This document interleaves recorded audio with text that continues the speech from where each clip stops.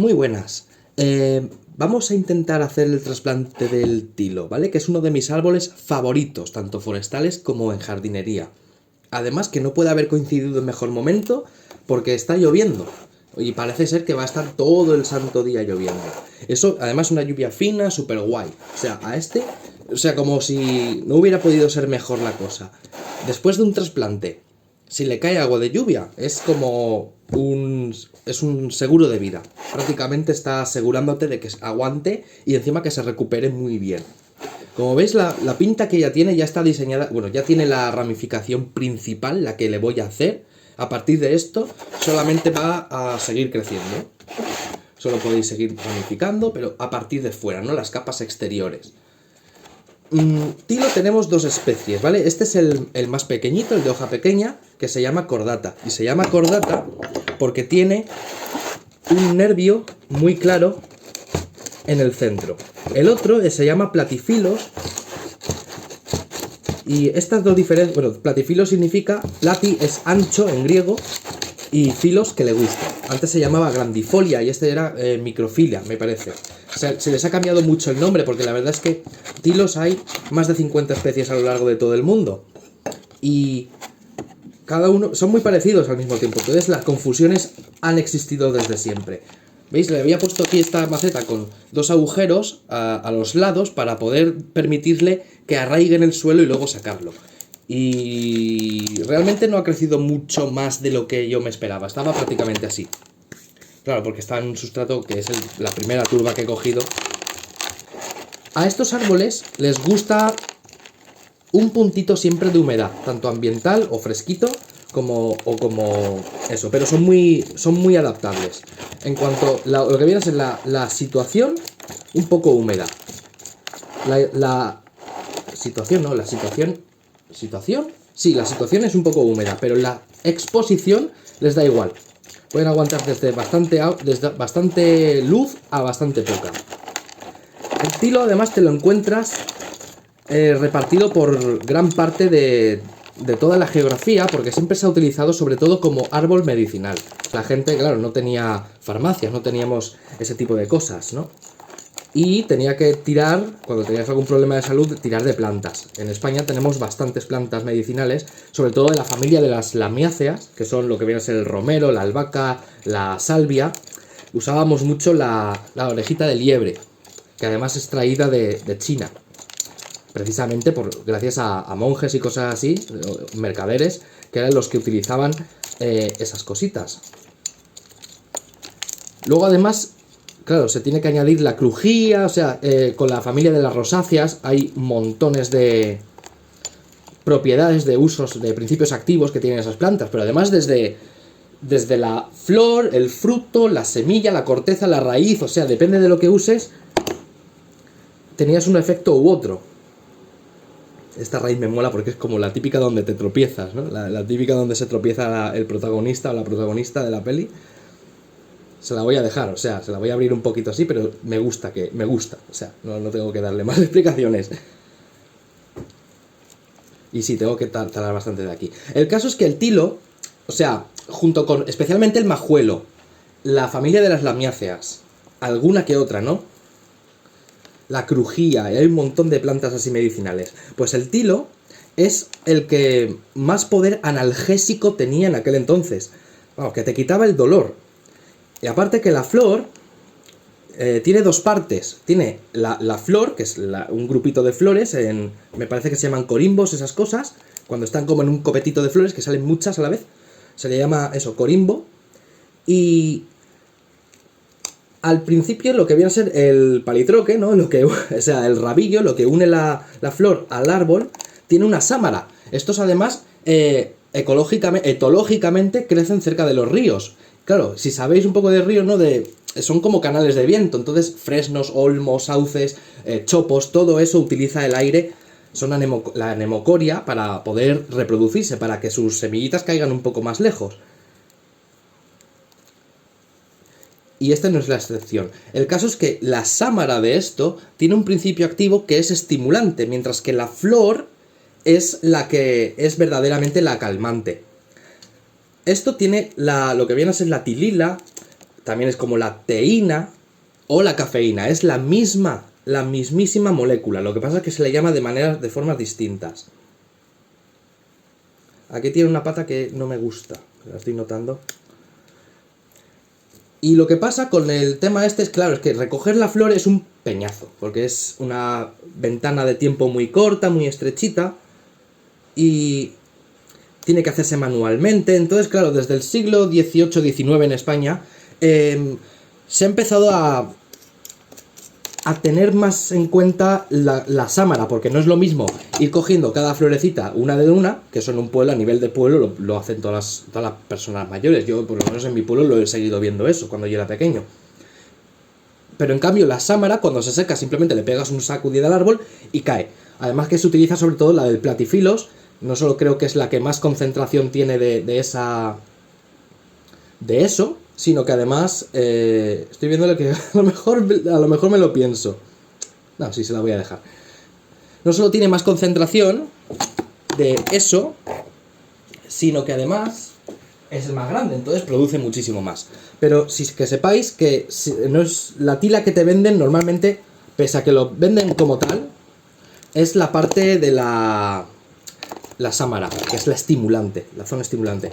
Me gustaría poneros la fuente de donde lo saqué, porque estas cosas son importantes, pero ahora mismo parece ser que internet está un poco en la ruina. O sea, antes por lo menos encontrabas cosas con bastante facilidad, pero ahora como se ha vuelto democrático, no es democrático, sino para gente ordinaria, quiero decir, pues la gente ordinaria suele buscar tonterías. Encima con lo de la inteligencia artificial, pues ahora mismo no encuentras las cosas que encontrabas hace 10 años, no lo encuentras ahora. Como es un caducifolio, le podemos hacer todo lo que nos dé la gana de raíces, pero ya no lo voy a quitar más. En caso, salvo esto que voy a decir ahora, salvo esto de aquí, porque esto no quiero que engorde más. Todo lo demás perfecto. Sí, esta voy a cortársela también. Joder. Si no estuviera lloviendo no le haría esto, pero de todas maneras los caducifolios son malas bestias. En cuanto a esto, ahora mismo está en coma, por así decirlo. Fijaos las yemas que ya están a punto de... tienen un color así rojizo, ya están un poco más verdes y lo voy a poner en un colador para que pegue muy fuerte. Lo siguiente que os quería decir es que los tilos, pese a que este es el de hoja pequeña... A ver, pese a que es el de hoja pequeña... sigue teniendo la hoja bastante grande, ¿vale? O sea, incluso son árboles de hojas grandes. La diferencia, por cierto, entre el platifilios y el de hoja pequeña no es solamente el tamaño, porque como sabéis, algunas especies, ¿no?, pues reducen un poco la hoja y otros la aumentan. Entonces no es una buena manera de fiarse de eso. La mejor manera que he visto para distinguir a las dos especies que hay en España son los nervios, pero además los nervios secundarios de la hoja. Mientras que el platifilos tiene una hoja enorme y además que se nota abultada, la del cordata o la del tilo menor se nota bastante más lisa por la parte del haz. Y eso es lo que estoy diciendo, ¿no? Que como tiene, a pesar de eso, una hoja bastante grande, pese a tener la hoja pequeña, sigue teniendo la hoja bastante grande, pues lo voy a hacer muy grande el árbol. De esa manera, pues, es que, de verdad, los que he visto, o sea, si es un tamaño Shohin, siempre va a tener las hojas que son un poco demasiado... que no están en proporción, ¿sabes? No parece que esté en proporción. Entonces, dotándole de un contenedor amplio, esto tengo que sujetarlo de alguna manera, bueno, dotándole de un contenedor amplio, pues vamos a conseguir que tenga un tamaño pues de unos 50-60 centímetros para arriba. Y de esa manera las hojas no quedarán tan en desproporción. Aparte que el tilo a día de hoy, sigue siendo el árbol cuya otoñada más me ha impresionado. Os puede sacar todos los colores, sí, o sea, no lo hace de manera consistente, depende mucho de las heladas. Necesita que haya una buena helada, un bajón tremendo de temperatura para que tenga una otoñada bonita. pero una vez lo ha hecho, os sorprende con colores que van desde el fucsia, rosa, violeta, morado, rojo, naranja, amarillo, suele ser lo normal, pero vamos, que es una pasada. Y sí, esto es muy, muy grande para él, primero para poder mantenerlo tieso, ahora también le pondré algunas piedrecitas, no creo que ni lo vaya a palillar, pese a que lo tenía aquí preparado. Lo que sí que voy a hacer es ponerle piedrecitas para aguantarlo bien. Mira, sí, aquí había un trozo, un balín y todo. Y esta forma que le he dejado aquí es un homenaje, un pequeño... no sé si es un homenaje, una referencia a uno de los tilos más viejos que tenemos en Europa. Creo que estaba en Suiza, en algún pueblecito de Suiza, ya os digo, porque los monjes... Sobre todo monjes, ¿no? Pero la gente de los pueblos ha plantado siempre tilos cerca de casa porque, coño, si es lo único que te quita el dolor, ¿sabes? Hace 500 años que no había paracetamol, esto era el paracetamol de la época. Entre otras cosas, ¿no? La crujía, como he comentado también, me he quedado con esa, con el nombre de esa, porque también se le llama la dedalera negra, porque son prácticamente las plantas con más poder en cuanto a eso, en cuanto a las que te quitan el dolorcito. Tanto en cataplasma como en ungüentos, en las primeras píldoras también se les extraía el principio activo. Entonces esta rama es un homenaje porque el tilo más viejo de los más viejos de Europa, que tiene cerca de unos 1000 años, casi 900 años me parece que ronda, que es una barbaridad, 900, casi 1000 años, que se dice pronto, la verdad. Pues tiene una rama así porque se ve que lo han utilizado de toda la vida para recogerle las flores. Entonces le han dejado una rama muy baja que ahora, pues con casi 1000 años, roza el suelo, está tocando el suelo. Le han puesto unos... ¿cómo se llama esto? Como unos palos debajo para hacerle de soporte, porque si no se le partiría. Un árbol muy querido, muy respetado. Ahora mismo tiene mucha simbología, ¿no? Porque las hojas tienen además forma de corazón. Son muy bonitas. Y algunas son rosas, o sea, cuando le pega una otoñada bonita, se queda rosa. ¿Había cogido musgo? Sí, voy a ponerle musgo. Respecto al agua, le mola de osmosis. Le mola mucho de osmosis, o de lluvia, ¿no? Porque claro, es lo que viene a ser eurosiberiano o atlántico siempre va de ese rollo. Poca cal. Sin embargo, es muy adaptable, especialmente este de aquí. Si quisiéramos hablar... Ahora, me gustaría hablar de vez en cuando respecto a la cantidad de luz que necesita. Quisiera utilizar datos técnicos, datos objetivos. No mucha luz, poca luz. ¿Sabes qué somos? ¿Americanos? ¿Lo medimos todo en plátanos? No. O en refrigeradores, yo qué sé. Utilizan de todo menos el sistema métrico. Pues, para hablar de un tema objetivo en cuanto a la luz, este se encuentra a gusto a partir de 460 lúmenes. Eso es por lo menos como lo he notado yo. A menos de eso, las hojas están un poco endebles y suele pillarle bastante la mosca blanca. Los trips son lo que más le pilla. Y la araña roja, que esa siempre da por saco. A falta de piedras, le pondré unos ladrillitos por aquí. Y de esa manera estará bastante seguro. Y este lo pondré por aquí, por el borde, que este musgo crece mucho, la verdad, pero mola porque es superficial, es muy superficial. Entonces no profundiza, a diferencia de otros musgos. O por ejemplo la hierba de estrella, que la tengo aquí regadita, ¿veis? Esto no es un musgo, esto es una gramínea, lo que pasa es que se ha reducido mucho.